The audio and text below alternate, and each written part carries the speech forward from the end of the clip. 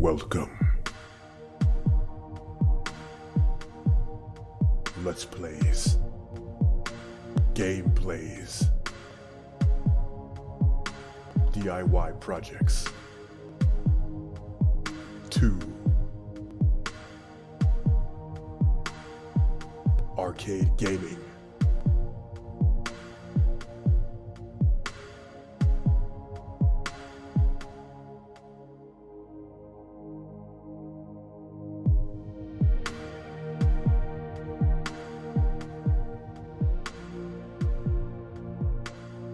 Snowly Game.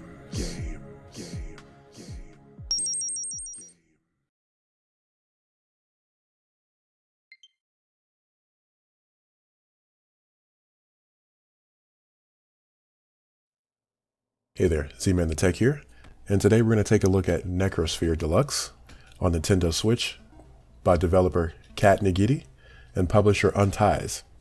It's set to release January 31st of 2019, also available for PS4 and PS Vita.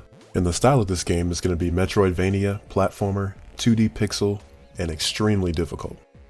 You assume the role of Agent Terry Cooper, who ends up waking up in a dastardly dangerous and unfair purgatory world called Necrosphere, where you have to brave obstacles and puzzles of death, reliving every moment of frustration and failure over and over until you best the system and find the portals that can take you back to Normalsphere, aka the world of living.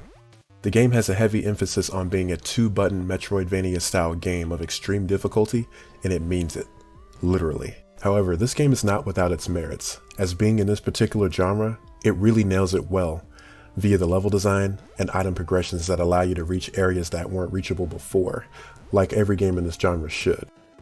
This game has easily earned its right to be known as the game with no chill at certain times, and you really have to remember that this game is meant to be taken as an intense trial and error type of experience that steers you to master muscle memory and timing.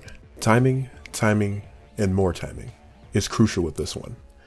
Definitely an experience where the statement, patience is a virtue, is shattered just as much as your soul will be.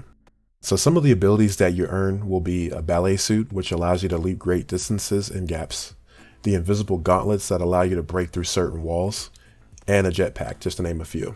It's also important to note that all these abilities can be used while airborne, and in a lot of cases require you to get through some areas by experimenting with tactics like this.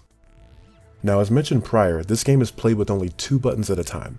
Thankfully, there is a little bit of flexibility with multiple options of which 2 buttons you use, which are left analog stick for left and right, D-pad left and A button for the right direction, and left and right shoulder buttons. So at its core, what you have is a game where you can only move left and right.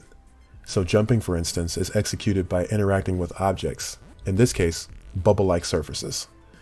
There are also areas that levitate you upward on many occasions. However, be mindful, as those areas can be just as perilous. These mechanics considered, it actually meshes very well with the level design.